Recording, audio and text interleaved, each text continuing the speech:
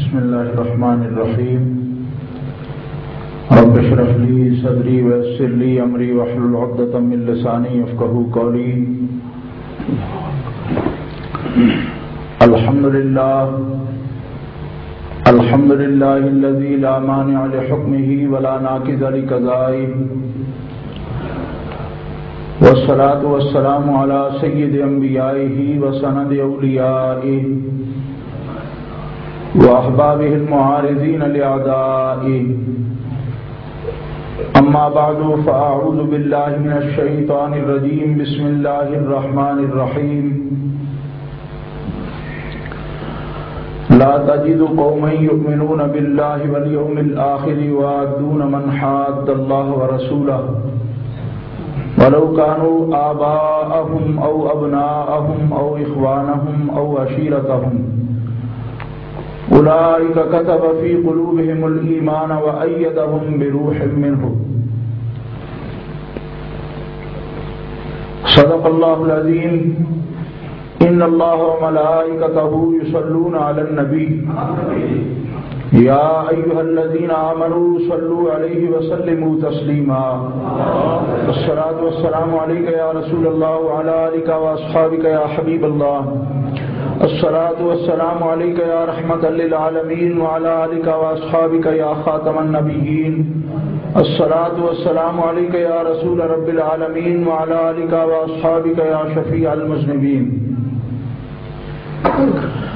مولاي صل وسلم دائما ابدا على حبيبك خير الخلق كلهم محمد سيد الكونين والثقلين والفريقين من عرب ومن عجم، فإن من جودك الدنيا وذرتها ومن علومك علم اللوح والقلم.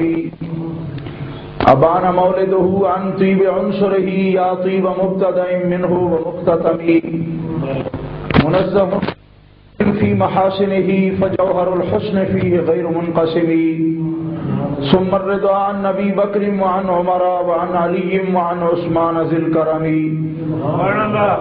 والآل والصحب ثم التابعين فهم أهل التقى والنقى والحلم والكرم. رب صل وسلم دائما أبدا على حبيبك خير الخلق كلهم. اللہ تبارک و تعالی جل جلالہ وعم نوالہ وعظم شانہ کی حمد و ثنا حضور رحمت عالم نور مجسم شفیع معظم قائد المرسلین سید النبیین جناب محمد مصطفیٰ احمد مجتبیٰ صلی اللہ علیہ وآلہ واصحابہ وبارک وسلم کی بارگاہ اقدس و انور میں ہدیہ صلاۃ و سلام عرض کرنے کے بعد، معزز و محترم حاضرین، اہل اسلام، اہل سنت و جماعت، عاشقان مصطفیٰ، آج کا یہ مبارک اجتماع حضور نبی مکرم علیہ الصلاۃ والسلام کے میلاد پاک کے سلسلہ میں آپ کی عظمت کے بیان کے لیے انعقاد پذیر ہے۔ اس عظیم الشان مرکز اسلام جامع مسجد حنفیہ کے اس عظیم اجلاس کے لیے حضرت قبلہ مولانا قاری محمد جمشید صاحب نقشبندی،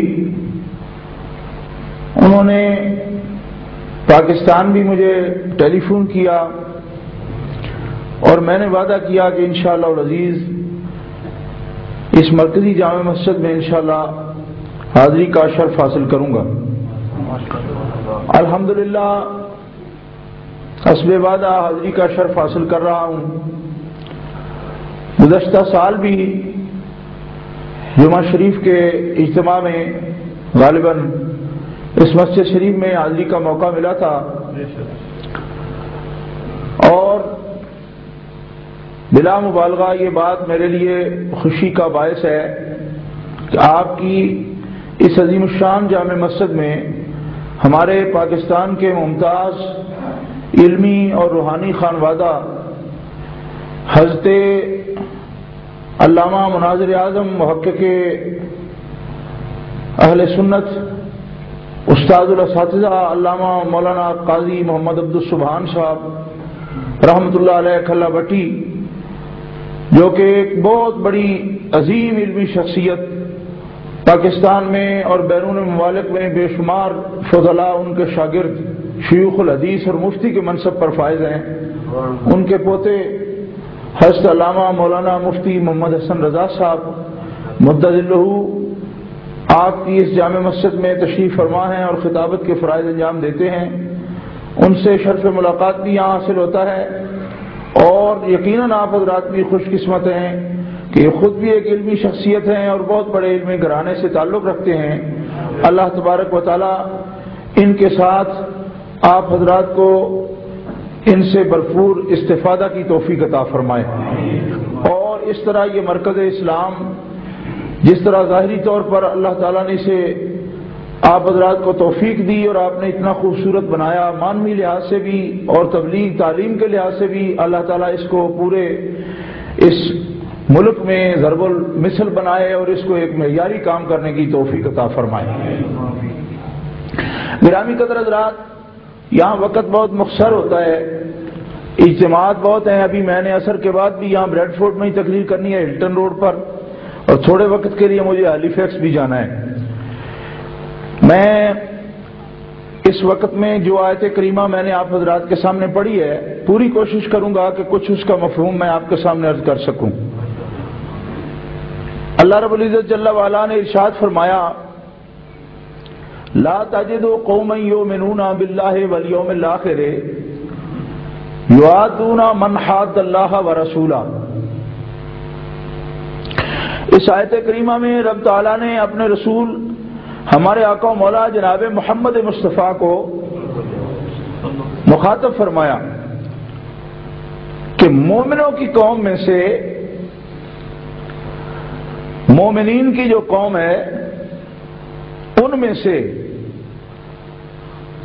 آپ کو ایسا کوئی مومن نہیں ملے گا کہ جو اللہ پر ایمان رکھتا ہو اور آخرت کے دن پر ایمان رکھتا ہو، پھر اس کے بعد اللہ کے دشمنوں سے اور اللہ کے رسول کے دشمنوں سے دوستی رکھتا ہو۔ اے حبیب، آپ کو مومنوں میں سے ایسا کوئی مومن نہیں ملے گا۔ پیار سے کہہ لیں سبحان اللہ، اس میں کوئی حرج نہیں ہے۔